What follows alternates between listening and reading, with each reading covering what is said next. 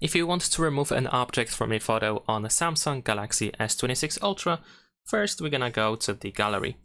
Now in here we're gonna open the photo from which we want to remove something. So let's say I'm gonna choose this one.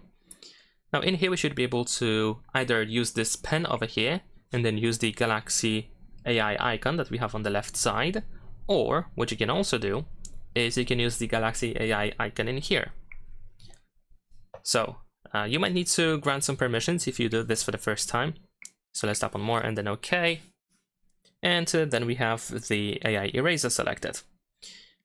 We should be able to select the area of the object that we want to remove. And then after a couple of seconds, once it is selected, you should be able to tap on erase. Wait a couple of seconds, and then the selected object should be removed from the picture. There we go.